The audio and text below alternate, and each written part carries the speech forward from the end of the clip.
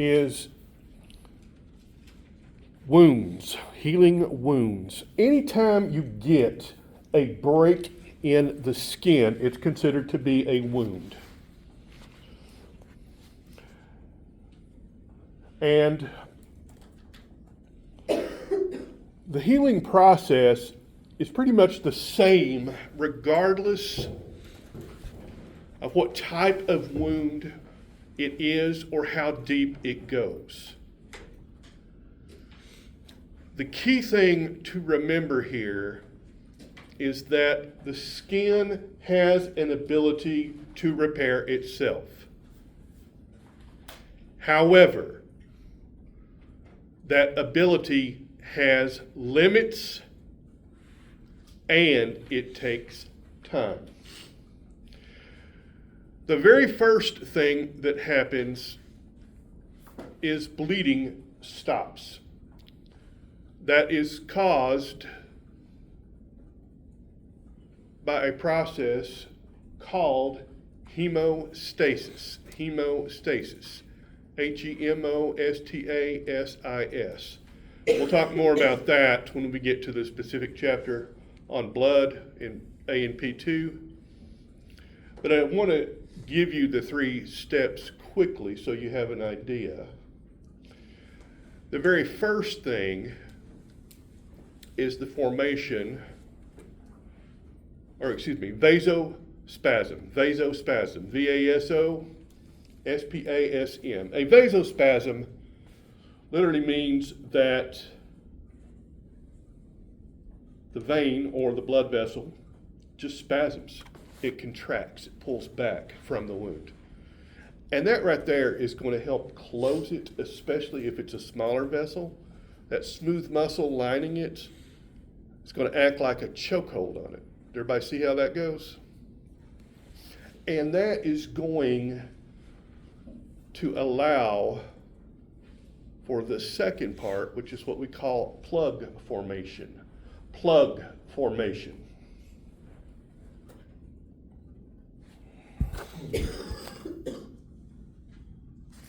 And this just means that you get blood cells, platelets, and some proteins essentially just clogging up the break.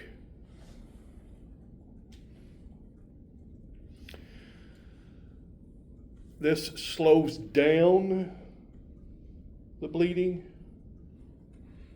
and then you get step 3, which is clot formation. Clot formation. This is when the platelets start breaking up against the edges of the cut, against the plug itself. And in the process, they are releasing a protein called fibrinogen. Fibrinogen.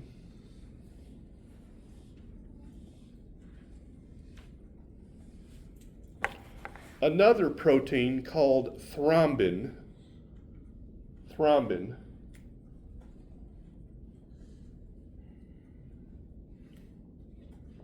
converts the fibrinogen into a non-soluble protein called fibrin. Fibrin. And I had that backwards, my apologies. The thrombin is what is released by the platelets. The fibrinogen circulates in the bloodstream.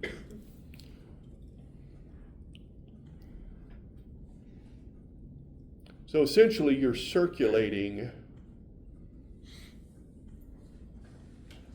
a portable plug.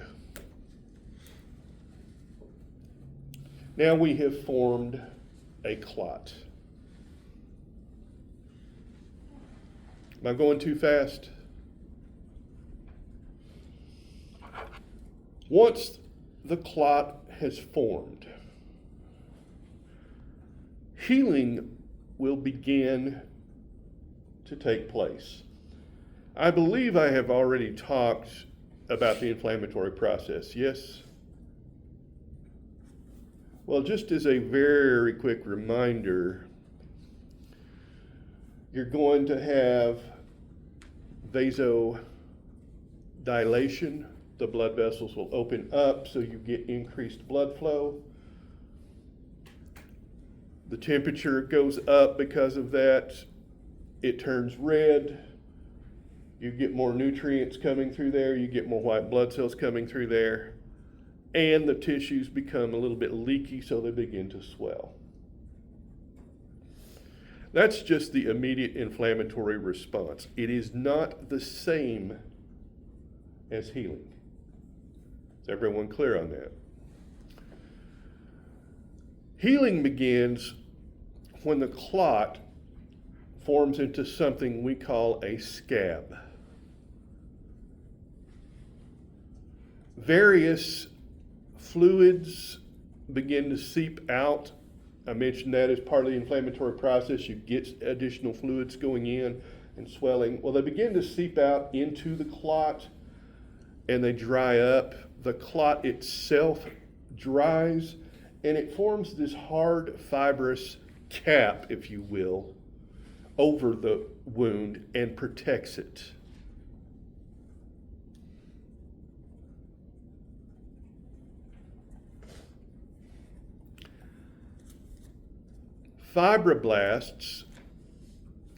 Epithelial cells then begin dividing and extending under the scab until they meet, and essentially they've laid down a new protective layer. Fibroblasts then move in and they begin to divide and lay down collagen.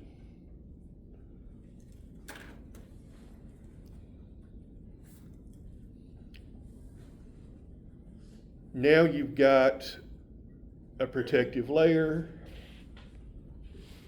you've got a framework, and you're going to get small round masses called granulations extend in there, granulations. And this is just a new blood vessel and the surrounding fibroblasts.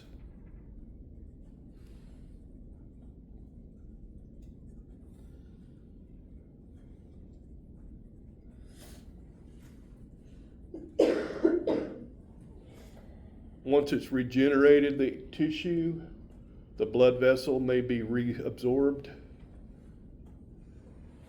The fibroblasts move away and they leave the collagen behind. And depending on how much of a wound and where it was located, you may have enough of that collagen left that you've got a scar. I had a fairly deep surgical procedure done right there when I was about your age. I think you can still see the scar. I've got others that I won't show you. Trust me, nobody wants to see those. When I had my gallbladder taken out a couple of years ago, they actually gave me 6 of them. Looked like somebody had emptied a gun into me. But most of those have gone away because they're quite tiny. So does everybody see how the healing process works? It's pretty straightforward. They can suture a deep wound, which means they stitch it, they artificially pull it together. That just helps keep it closed. It helps control the bleeding. It helps the healing speed up. Generally, you will get dozens of wounds over the course of your life. You will heal almost all of them up, and you should have very little, if any, problem with it. The only real issue comes when it is very, very deep, as in it goes through all of the layers of the skin, gets into the muscle or bone because that damages the underlying tissue, or if you lose a large amount of skin. you're riding a motorcycle and you're not wearing protective gear and you lay the motorcycle down and you get road rash. Yes, ma'am. What about burns? I'm getting there. Oh. Burns are a special case. I'm just talking about wounds in general. Is everybody okay with that? Even in those cases, your body does a pretty good job healing it. You may have to have some kind of surgical repair if you have a very deep wound and or if you lose a lot of skin. Which brings us to burns. Burns are generally considered a kind of special category of wound based on the amount of damage.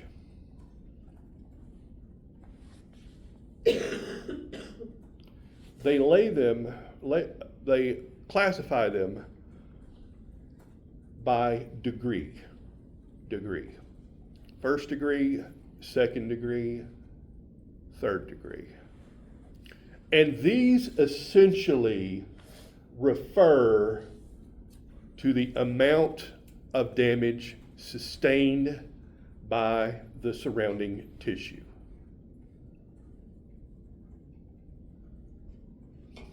A first degree burn is generally considered to be superficial. It generally only affects the epidermis.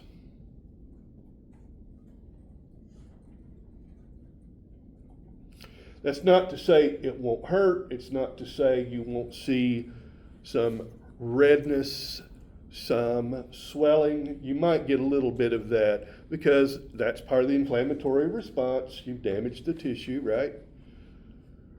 But it's not a serious, worrisome condition. 3 to 5 days, it's probably going to be healed. Everybody clear on that? Sunburn is very often classified technically as a first degree burn because it's just the superficial layer. Second degree burns are where you start to get a little bit concerned. In second degree burns, it destroys at least part of the dermis as well as the epidermis.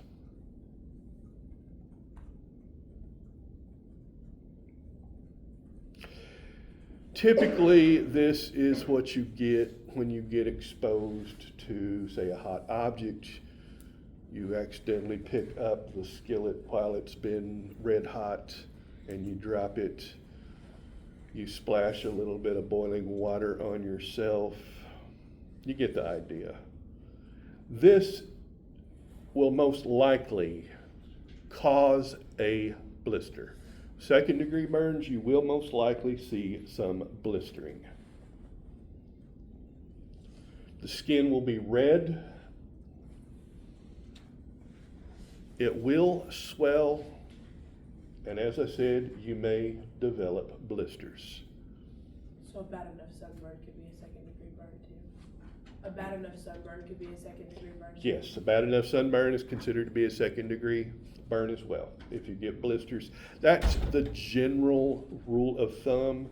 But like so much we talk about, there's a continuum here. It doesn't just go, oh, this is category 1, this is category 2. You can be right at the border. It's a judgment call. Axel? Well, I have a question. Yeah. If you accidentally rubbed your foot on something and it caused a blister, is that a burn as well? No, that's an abrasion. You remember how we said that certain areas you have that Yeah. thicker layer? Yeah. And what happens is the more you abrade that, the more damage you're doing. Yeah. And if it's one of those thinner layers where you don't have that extra thickness, Yeah. it will cause enough damage that you'll still get the inflammatory response and you get the swelling because the capillaries begin to essentially leak fluid. Yeah. And it just has to form a pocket, but it's not caused by heat generated by the friction. Does that help? Yeah. It's a good question, and when you start talking about things like radiation burns versus a friction burn versus an abrasion, a lot of it is just academic. When you get an acid burn, for example, you're not exactly causing your tissue to combust, are you? But you are causing it to be oxidized, which is exactly the same thing that happens when you light a log on fire. You are oxidizing the organic compounds in the wood. Does everybody see that? The flame does not exist. It's just something that we see as visible light given off by an oxidation reaction.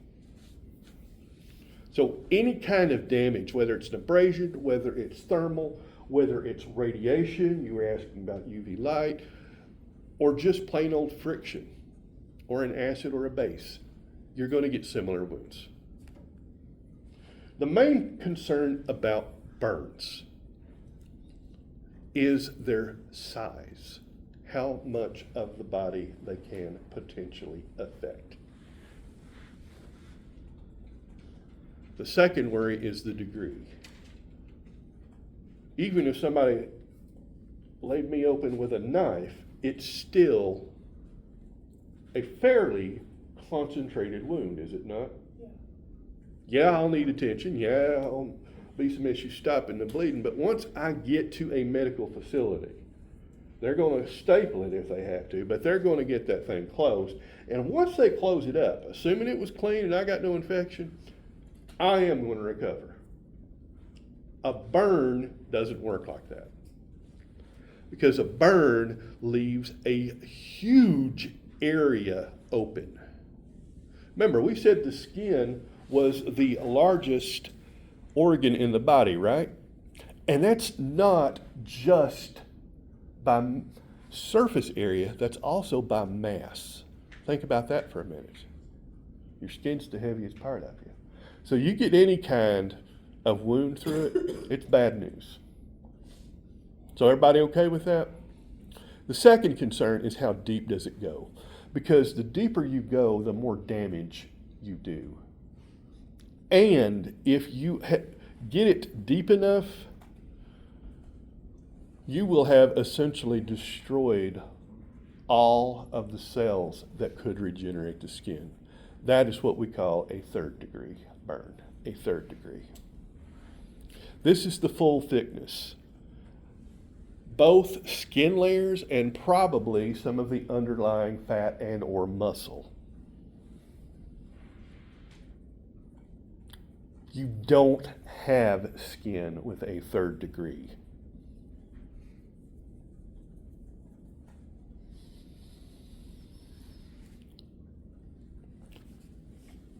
Ironically, these don't quite hurt as much because you've destroyed the nerves as well.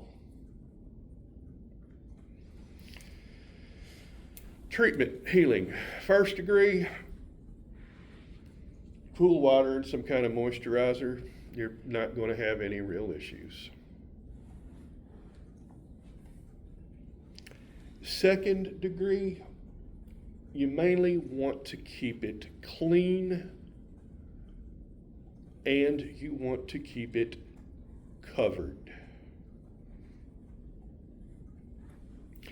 Depending on how deep it goes, chances are very good that you won't get a scar from a second degree burn. The deeper it goes, the more likely you are to get one. Again, pretty straightforward, nothing too exciting. We've seen all this before.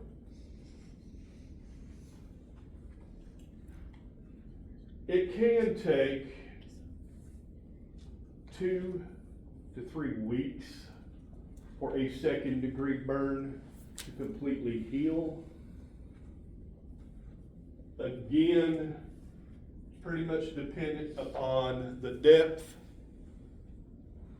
and the amount or percentage of the skin that's involved. The more you lose, the bigger the wound, the longer it takes to heal.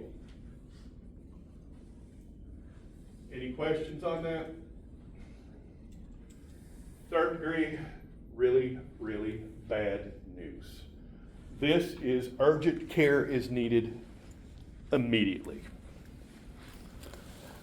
For a third degree burn, they'll very often have to do what they call debridement, which is where they actually go in and surgically remove the dead tissue. And yes, it's as bad as it sounds because you have just been laid open to the muscle here, and here you have somebody coming in and literally carving chunks off of you. But if you've already like burnt all your nerve endings, would you feel it? You may burn your nerve endings in your skin, but do you burn the ones in the muscle? Very often they'll have to give you IV fluids and skin grafts, where they literally take the skin, they literally skin you. So you get your chest burned, they go to your back of your thighs, your butt, and they skin it. And they plop it down, hoping it will grow. Third degree burns, very, very bad news. It doesn't matter how big it is, even a small third degree burn can cause lasting, lifelong consequences. Is everybody clear on that? And obviously, you could very well be talking months. And you're almost certain to have some fairly extensive scarring from a third degree burn.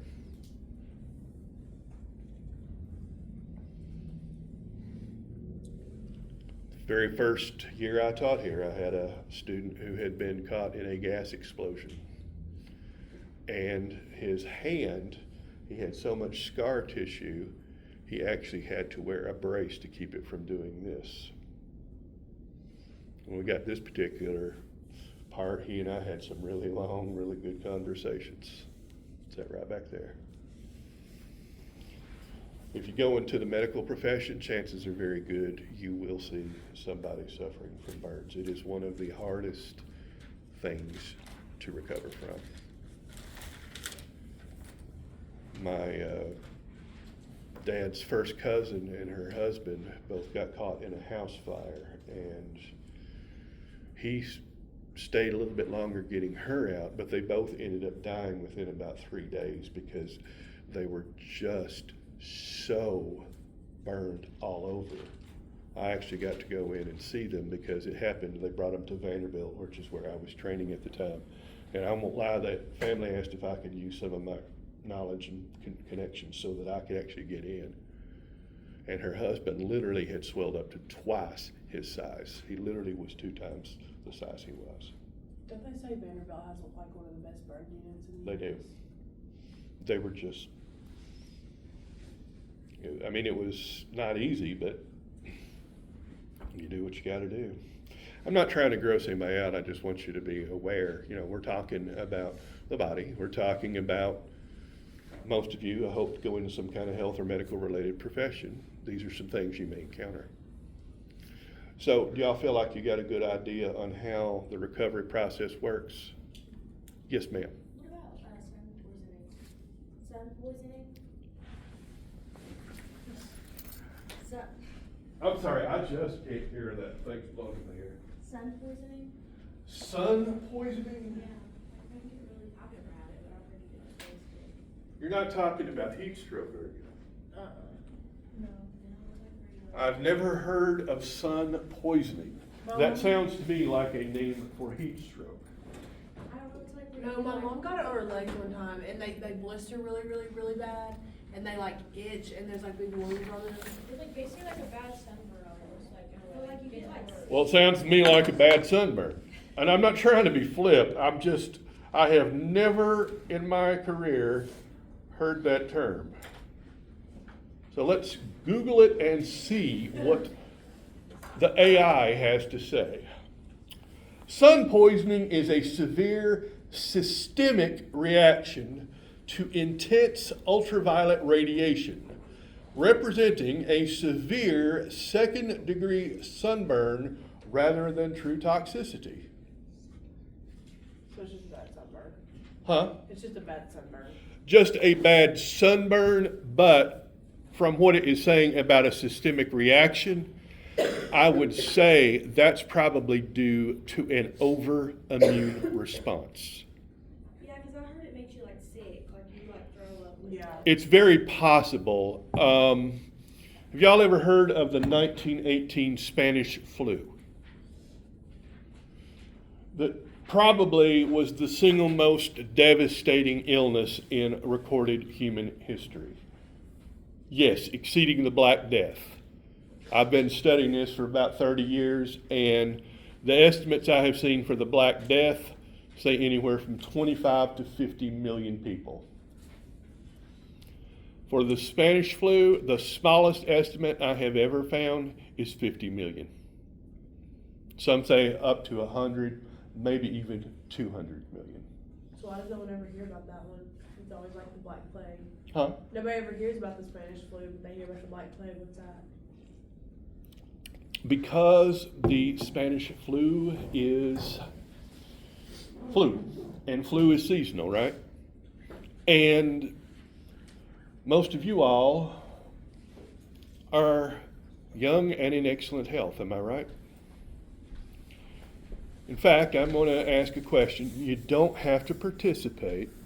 I'm not trying to put anybody in the spot. I'm just trying to make a point. How many of you received a flu vaccination this season? May I share? She got the flu. How many of you got the flu? About the same number that got vaccinated. I have no idea where this whole anti-vaccine thing came from, but if you go back 100 years, literally just 1 century, now that is within the lifetime of my grandparents. All of my grandparents were alive at that time, okay? If you went back that far and you were to look at every family, almost all of them would have had at least one child die of infectious disease before adulthood. I used to do, when I taught at a university, they had this old cemetery across the street. So whenever I taught ecology, I actually had my students take a field trip over to the cemetery and do cohort studies. They had to classify 100 graves by when they were born, when they died, what their age was. It always shocked them to see child mortality. I'm sorry, you're getting me off on a tangent here. Sorry. But really, truly, that's the point. How many of y'all know that within your lifetimes there was a very worrisome pandemic of the flu? 2 of us. In 2009, there was an outbreak of swine flu, which was essentially a recombinant version of the 1918 flu that they didn't have a vaccine for. In fact, I made arrangements with the campus physician at the institution where I taught to make sure that 2 vials of the vaccine were pulled aside so that both me and my wife could get vaccinated. Yeah, I don't play around with disease. Hey, I'm a germaphobe. I died from it, okay? I managed to come back from it, but you don't get too many of those options. Get out of jail free cards don't come along too often. But does that answer it? The Black Death had so many historical and social consequences. That's what I'm saying, because we learned about that in history class. Yeah. The Spanish flu took place on the tail end of World War I, and it most likely started in the United States in Kansas. Did y'all know that? So why is it called the Spanish flu? Because Spain was not a belligerent during either World War. Did you know that? So was their news being censored? Nope, so they're reporting things. So that played a role. Plus, like I said, it was the flu. How many of you know somebody who got the flu this season?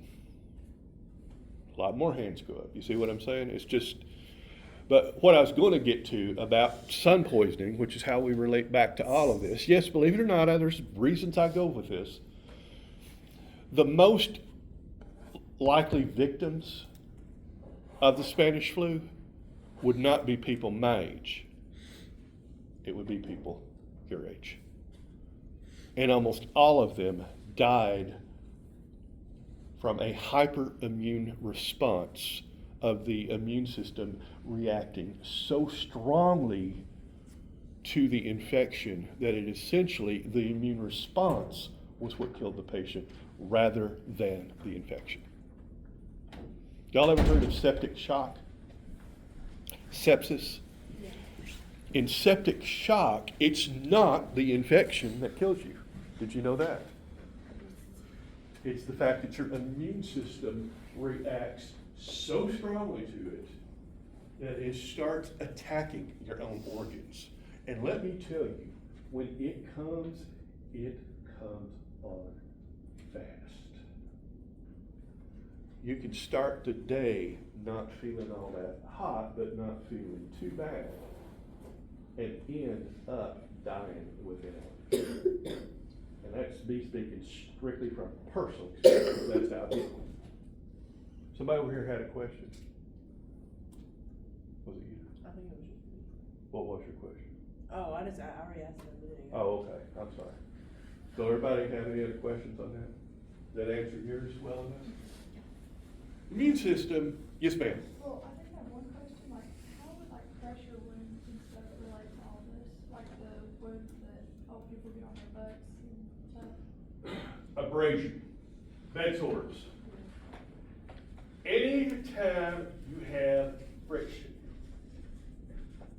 you have the potential for abrasion, right? And friction is as simple as me rubbing my finger on this surface, isn't it? If I continually do that and I start to speed it up, it gets a little unpleasant, doesn't it? It gets a little warm. Now imagine doing that for hours a day, every day of the week, every day of the year. Pressure sores are a real problem for people who suffer from paraplegia. Y'all ever heard of a hemicorpectomy? The most radical surgery there is in existence. I think they've probably done less than 20 of them total. Because it is exactly like it sounds. Hemi means half, right? The corpus is the body. An ectomy means you remove it. They literally remove half of the body. Why? Because if you are a paraplegic who is bedridden and you develop deep bed sores that get infected and end up giving you what we call osteomyelitis, which is a bacterial infection that is in the bones, your treatment options are limited. How do I know? I speak from experience because that's what I had, osteomyelitis. One hospital wanted to do surgery on it. My wife had me transferred to a different hospital where I got to see the doctor I normally saw, and she came in and told me that she didn't want me to have surgery, and that because I was a biology professor, she was going to give me a different option. But if I failed to keep my PICC line clean, I would most likely die from a secondary infection. Y'all know what a PICC line is? Peripherally inserted central catheter. Put a rubber tube in my upper right arm here, and it went directly to my heart. Twice a day, I had to open the valve, connect a little pressurized balloon of IV antibiotics, and it will go straight in. Normal max time they leave them in is 8 weeks. They let mine in 16. And she said, when I tell you to keep it clean, you know what I mean to keep it clean. You know that this isn't one of those little, we just swab your skin and it doesn't really matter, because you get anything in that, it goes right into your circulatory system, you're dead. So yeah, trust me, I was paranoid. And that's why I'm a germaphobe now, to the nth degree. I'm sorry, y'all let me get off on this rabbit trail. You had good questions. But if you get an infection, especially osteomyelitis in the pelvis or the femur, you're pretty much dead. The guidelines on hemicorpectomy, even if they have that, they still don't want to do it, because the effect is so extreme. Basically, it's those iron-willed people that simply never quit and never give up, that would basically rather be just a couple of arms and a torso. Because essentially what they do is they remove everything from about here down. They rewire the waist ports, if you will, the little places up on the chest, and they put you in a bucket, kind of like R2-D2. So do they get like an ostomy bag? Yeah, oh yeah, definitely. An ostomy bag, and then one for the urinary as well. Oh, they can do that? Yeah. I've never seen that. Well, it's not. I know a lot of this stuff because I'm in the field, I teach it, and I'm weird. I like to learn odd, weird things. That's why I know so much about it. If I had $1 for every useless fact that was floating up here, I could take us to the most expensive restaurant in town and let you get anything you wanted for dinner. Haley's like, sounds good. Sorry, Haley, I didn't pay that way. So y'all okay with that? Was it worth the extra diversion to learn some things? It's pretty cool stuff, isn't it? Aging. What happens when you age? A lot of things. A lot of things, but we're just talking about the skin right now. You lose elasticity. It loses its elasticity, pretty much. Doesn't it also thin out? Yeah, it thins out, you lose your elasticity, and essentially you're just not making as much collagen and elastin. You lose some of the fat in the subcutaneous layer. Well, congratulations, you have wrinkles. Things kind of start to sag. It's just a natural part of living.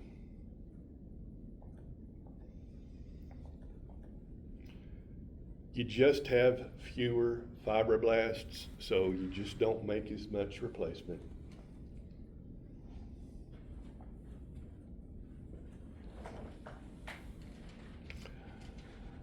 Are there treatments for it? Yes, there are.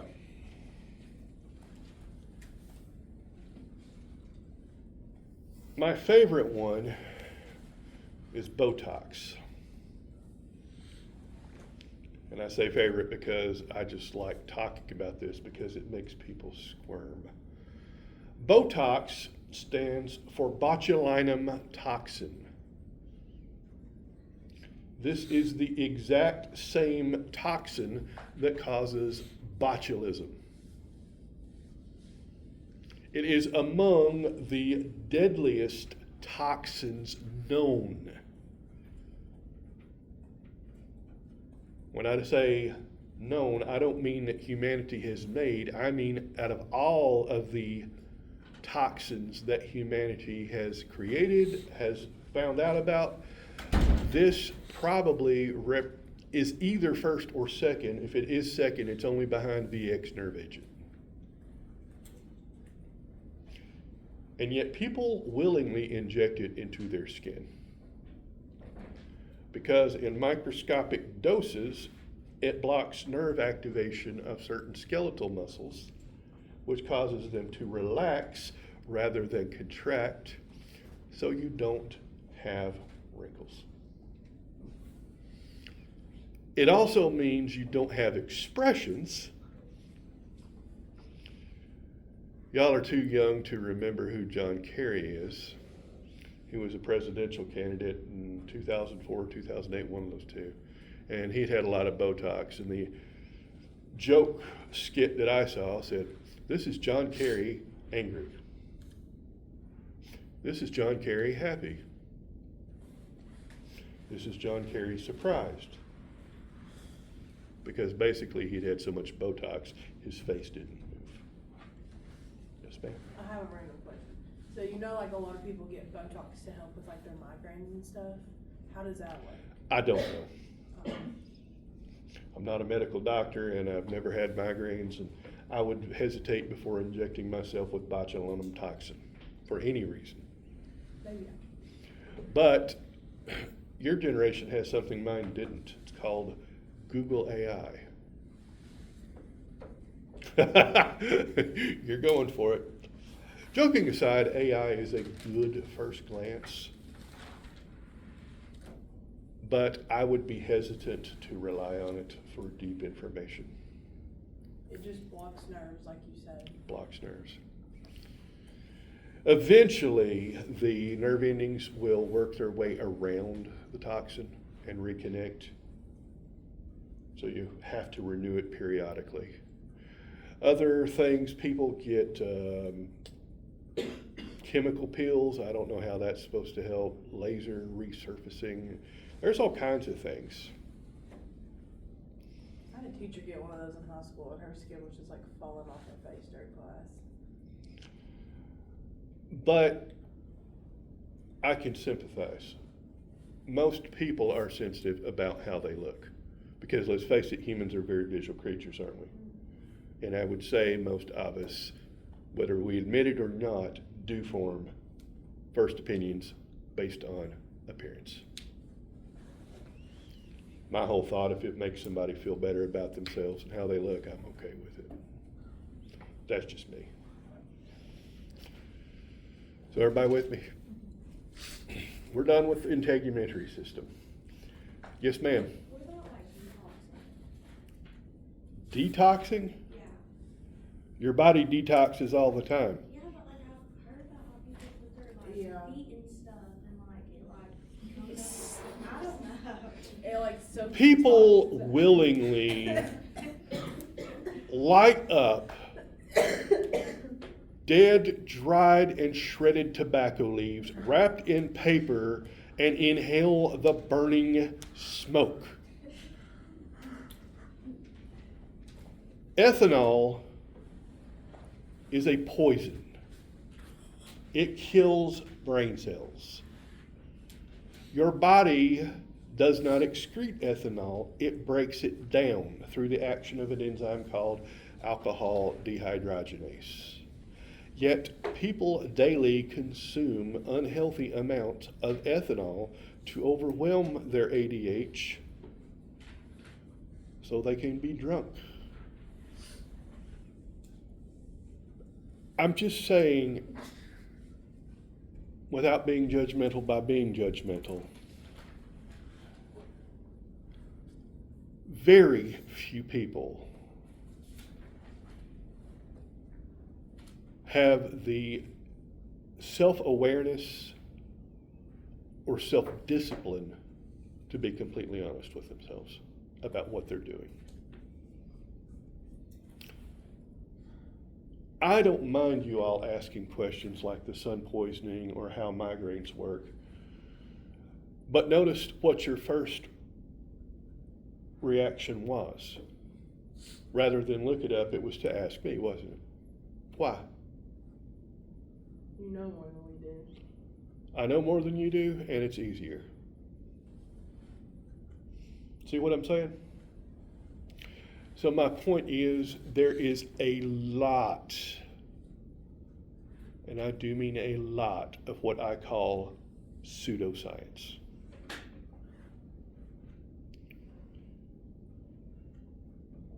And it's hard sometimes to acknowledge the difficulty in some of the implications of some of the things. But people don't respond based on intellect. They respond based on emotion. Well, I just don't think he's being truthful. Well, that's an emotional response. You see what I'm saying? Or I just don't feel that's right. That's an emotional response. Most of that, honestly, truly, is probably harmless gobbledygook. Some of it is harmful. Most of it is because most people don't want to exert the physical and mental effort to truly learn to evaluate it. You heard the term critical thinking? Do I make mistakes? Yeah. Sure, I'm human.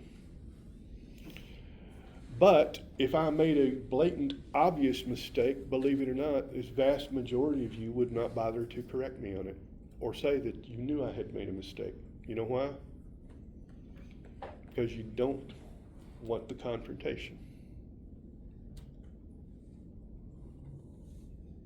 It's unfortunate, but that's just kind of how it goes. Something like that, what I would suggest, do your own research. Ask yourself, who has a stake in this? Like y'all know about herbal supplements. You've heard of those, haven't you? True or false? Herbal supplements are regulated by the Food and Drug Administration.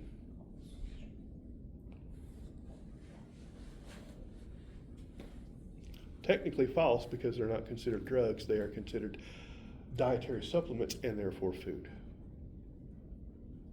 If you are a manufacturer of herbal supplements, do you want scientific studies on your claims? Because it may turn out to be garbage, right? It may or may not be hurting somebody, but that's why there's not a lot of research on it. Am I boring you all? Several of you are yawning and stretching. And sorry, I'm just, you give me a chance to get off of my soapbox, we never get off of it. I sound like a grumpy old man. Get off my lawn! What I do hope you all will do is learn to evaluate sources. Learn to look things up on your own and exercise your own judgment. Say, is it possible that Dr. Smith doesn't know as much about this? Because I might not. I was pretty upfront with you on what my background is, wasn't I? I'm a plant geneticist by specialization. I'm not a medical doctor. How many times have I told you flat out, I'm not entirely sure, or I don't know, because I don't want you deferring to me like I am your doctor. My family physician now is actually a distant cousin of mine. He's also Dr. Smith. He joked with me that he wouldn't Dr. Smith me if I didn't Dr. Smith him, so we still go by first names, which is kind of fun. But he likes it when I come in because, as he says, he gets to talk shop. He ends up having to spend about twice as much time with me, whether it's just a cold or something serious. And I asked him, does that bother you? He said, not really, for two reasons. One, I like to go a little more detail. I don't get to do that often. But number two, I know why you're asking. You need the buy-in. If I give you the buy-in by explaining to you at your level what's going on, unlike a lot of people, you'll actually listen to what I say. I love Dr. Pepper. I love sugary sodas. How many times have y'all actually seen me drink some kind of sugar bomb so far? Haven't, have you? You're welcome to come up and smell my coffee or take a sip. I assure you it's black. There's nothing added to it. It's just the bean juice. Well, you know I'm diabetic. I shared that, didn't I? I had my sugar levels under control within 6 months of being diagnosed. Because he sat down and told me this is exactly what happens. He actually drew it out. He pulled the little patient exam paper out, pulled his pen out, and started drawing it. And then he said, "This is what it does to your kidneys." And he started tabbing holes in it. Okay, I got the visual. I still want to have a Dr. Pepper, but no, I disciplined myself because I'd rather have a few more years. Does that help? I'm sorry, you're letting me go off again. Yes, sir. I have a question. Can you explain what happens whenever you're diabetic and you consume a lot of sugar? I sure can. Sugar is the fuel for your body. You have to have glucose, period, bottom line, end of story. Whenever you don't have enough glucose, the liver secretes glucose. Your pancreas regulates this with a couple of enzymes. One is called glucagon, the other is called insulin. Glucagon stimulates the liver to release sugar. Insulin stimulates the liver to not release sugar. Most human individuals who are healthy have a circulating glucose level of between 80 and 90 milligrams per deciliter. My Anatomy and Physiology 2 class last week, I brought in my test meter and test strips and my little finger poker, and I showed them what happens when I eat sugar. I had one of them who was a work study come in, and she saw me check my blood initially, and it was right at 125. She then witnessed me drink a 20-ounce Dr. Pepper and eat one Hershey bar with almond. I'll do anything for my students, so I decided I would sacrifice and take one for the team. Really hard struggle there, but got to do it, right? When the students came in for a lecture, an hour and a half later, I checked my blood sugar again, and it was 250 milligrams per deciliter.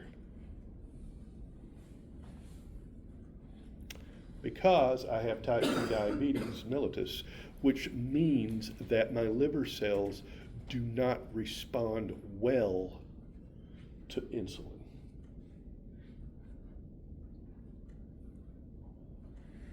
Does that answer your question? Yeah, but now I have another one. What's the difference in type 1 and type 2? Type 1 is an autoimmune disorder. The islets of Langerhans, or the Langerhans cells, are the specific cells in your pancreas that produce insulin. In type 1 diabetes, also called juvenile onset diabetes, those cells are attacked by the person's immune system and destroyed, and they no longer produce insulin. The only insulin they get is what they inject. I, on the other hand, still produce insulin. However, given my rotten genetics and the fact that I am 5.5 decades of running around on this mud ball, I have eaten a lot of sweet things in my time, haven't I? So my blood sugar has been elevated. Well, when it got elevated, my pancreas produced more insulin. After a while, my liver cells got to saying, you know what? You're producing all this insulin, and we don't really need all of this. So it just quit answering the phone and responding. Does that help? Yeah. Mine is pretty much entirely controlled with diet, exercise, and one medication called metformin. I have insulin. In fact, I had it with me. I was carrying it around in my bag. I think I mentioned it a couple times, didn't I? Maybe even pulled out the vial. I don't normally give myself but one insulin injection a semester, and that's only when I do my little stunt of drinking a Dr. Pepper and eating a Hershey bar to show my students what happens. Because I gave myself an insulin injection, and we checked it again 1 hour later, and it had dropped by 100 points. I've been living with this for about 5 years now. I pretty much know what my blood sugar will be. If you checked it now, it's going to be a little on the high side, probably about 140. But that's because I haven't eaten anything. All I've had is a little bit of coffee. I won't eat anything until about noon, 12:15. And I've got a sandwich. It will either be meat or it will be peanut butter and jelly, and the jelly is sugar-free. I will have one kind of sweet something in my lunch. It'll be a Little Debbie's snack cake or one of those little pudding cups or maybe a granola bar. That's to bring so it doesn't go too low.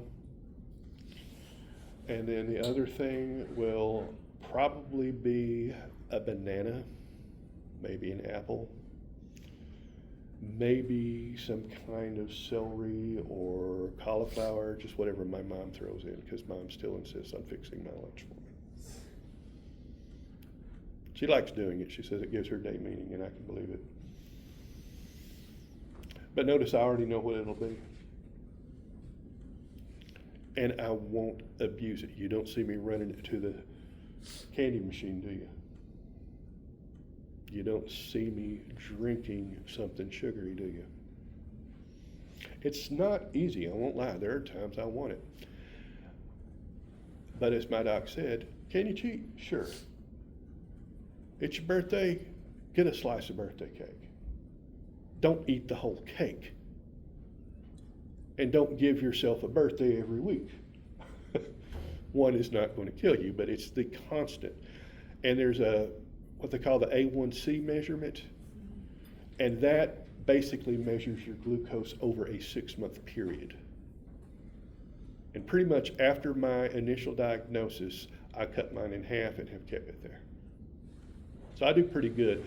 Maybe not in the short term, but over the long term, very definitely. You had a question? I was just gonna say, like, sometimes at work I'll check people's blood sugar and I've seen it be like 450 or something, and then they'll sit there and like refuse to take insulin and stuff, and I'm like, oh my gosh, it's crazy. When I learned to walk again, I got in with a bunch of wounded warriors. I don't know why on earth they let a civilian train with them, but one of them had been a drill sergeant. And he told me, he said, there are two pains you have in life. The pain of discipline and the pain of regret. Choose your pain. Yeah, I'll laugh with you, but I will get tempted by Dr. Pepper. I'm not lying. There are times it's a struggle. But I try to make sure, I'll think of my niece. She turns 12 next month. I'm her only uncle. I'd like to be around to see her grow up. Choose your pain. I feel bad for like the kids you see on TikTok who are like born with type 1 diabetes and stuff. They like, that's all I think about my childhood is eating snacks at like grandma's or something, and they just never get to experience any of that. Well, I always say everybody has their cross to bear. By that I mean, you may not be tempted by Dr. Pepper, but I'm sure there's something out there that would tempt you that I could say, no thanks. TikTok, for example. How many of you would survive if I banned TikTok? I assure you it would not affect my life in any way, shape, form, or fashion. Okay, so now we've wasted half the class period. The skeletal system. The skeletal system. Skeletal system consists of what? Bones and their connective tissue. The bones and their connective tissue. Ligaments really ought to be considered part of it as well. What we are essentially going to be talking about is bone. But remember that the ligaments are fibrous connective tissue that connect the bones to each other. They are fibrous connective tissue that connect the bones to each other. Also part of the skeletal system would be the tendons. The tendons connect the skeletal muscles to the bones. Y'all are going to have to start either getting more sleep or increasing your caffeine intake, because this much yawning, you're putting me down there. Can you say the definition of tendons again? Sure. They connect the skeletal muscles to the bones. And I want you to make sure you put skeletal muscles or voluntary muscles or striated muscle, because those are the ones that we use to generate force. Yeah. Your book will say generate movement. If you ask anybody, they'll say to generate movement. But let's face it, the function of muscles isn't to generate movement so much as to generate force to use for movement. That help? So the functions of the skeletal system as a whole. Now again, we could just be talking about bone. But I want you to make sure that you know these. And the first one is support. Support. You could say structure if you wanted, but the bones are the framework that support the body. They are the framework that supports the body. Related to that, protection. Protection. Your brain sits inside an enclosed helmet of bone. Your heart and your lungs sit inside an armored cage called your rib cage. Your spinal cord, it's surrounded by that armor, isn't it? See where I'm going with this? Bones provide a lot of protection.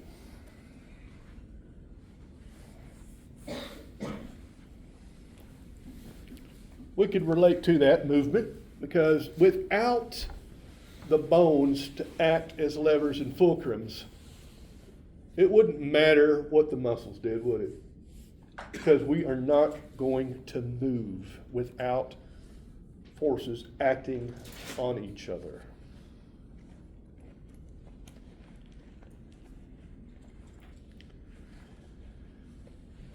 Blood production. You may not think of that one, but the bone marrow essentially acts as the stem cells for the blood. The technical term for that, hematopoiesis. Hematopoiesis. Hematopoiesis.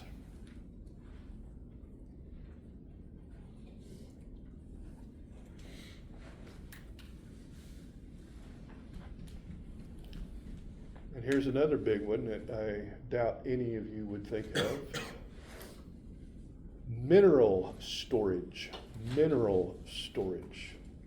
Believe it or not, if you need certain minerals, your body will actually break down the extracellular matrix of the bone to supply them.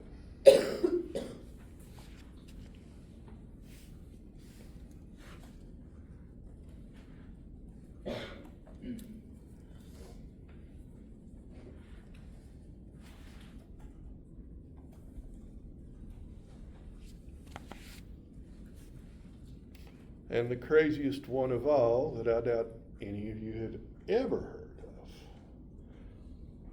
endocrine production and regulation. The bones actually are hormone secreting organs.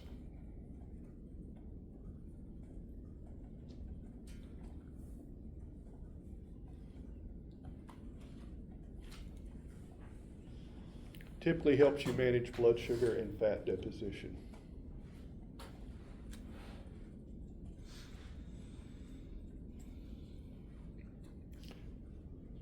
So, how many was that? 7?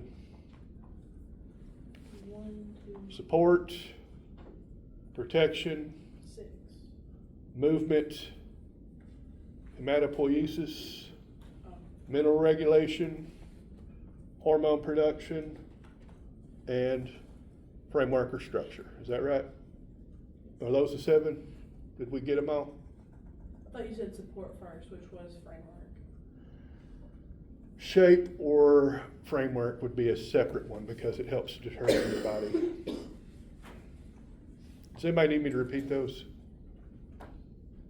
Yes. So, support, shape or framework, protection, movement, hematopoiesis, mineral storage, and endocrine regulation, or endocrine production. Is it okay if we just put blood production for that one? Yeah, you can always use your own terms. I'm trying to help you build your vocabulary as we go. Yeah. It's a curse of having a big vocabulary. I just can't spell nothing. Huh? I'm just terrible at spelling. I have to look at that one every single time I use it. Because it's rare to find a word that has 3 vowels together in the English language, and hematopoiesis has 4. Yes, Haley, sesquipedalianism is yet another one of my traits. Y'all have never heard that word, have you? Sesquipedalianism means of or having a tendency to use big words. Yes, it's a big word, meaning to use big words. I'm such a nerd. Wake up, Gabby. I said, wake up. Now remember, we're talking all of the bones in the body, all of the assorted connective tissues. Please don't cough on me. I don't want to test my vaccine.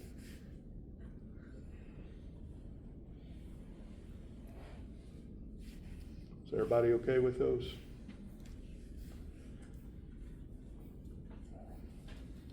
So how do we classify the bones? They are generally going to be classified according to shape. And there are going to be 4 categories. And for those of you wanting to follow along at home, if you take a look on page 209 to 210 in the physical textbook, or page 89 in the electronic, you will be able to see these categories and examples. Figure 7.1 shows you these. First up, you've got long bones. Long longitudinal axes and expanded ends. In other words, the ones you have in your limbs, right?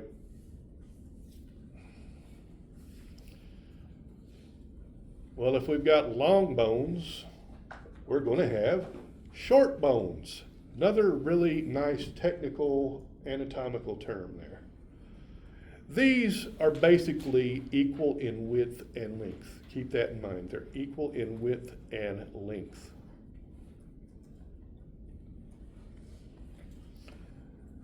There are special types called a sesamoid or round bone.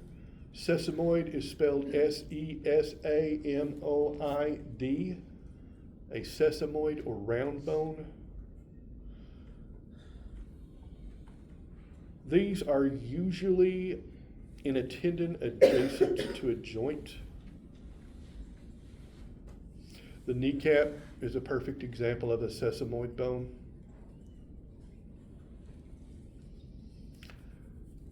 Am I going too fast?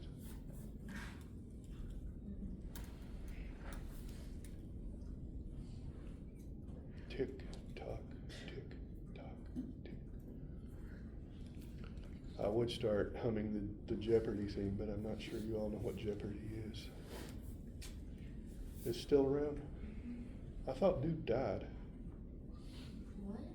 The host, the guy that had been running Jeopardy. He probably did, but my grandma watched it all the time, so now I watch old videos of it. They so. just rerun it. Yeah. Yeah. Everything's in reruns. Or rebooted, reimagined, re-envisioned, whatever. I don't know what Hollywood would do with an original idea. They don't either.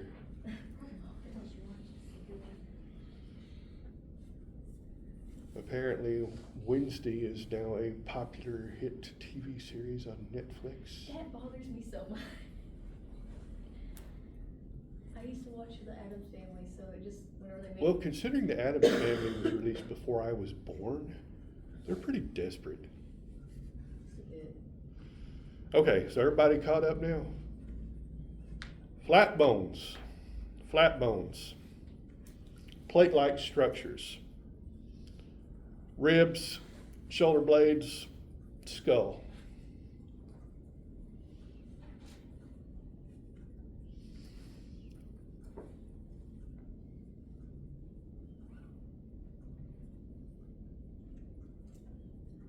For flat bones, it specifies parts of the skull. Is there are other parts of the skull that's not considered? Okay. See this?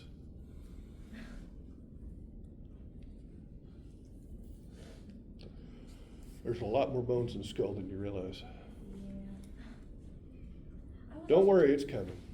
I was also told that we have like a weird bone here that's rough on the surface, or is it just a type of joint? I can't remember what they said, or like a muscle. Anthropologists don't know why humans have chins. Oh. Because we are the only human species that has a chin. Neanderthals are chinless. I didn't know that. Well, some kind of educated person you are. Why do I know that is what Yeah, really I begs the question. question. Because I'm an evolutionary biologist. Any kind of something like that. Well, now I know something new. Yeah, Little fun facts. Neanderthals are chinless. I'm gonna remember that. Probably more than this whole class, but I'll remember that. They actually have a hypothesis why. Why? Human expressions. Do they know why we needed expressions? Apparently they weren't as expressive as we are. Problem comes with, should they be defined as a separate species? And now you're getting into species concepts and definitions, which, if you let me start on that, we'll still be sitting here at this time tonight, because I love to teach that. I love learning about it, so I'm Well, ask yourself this. Is a Chihuahua the same species as a Saint Bernard?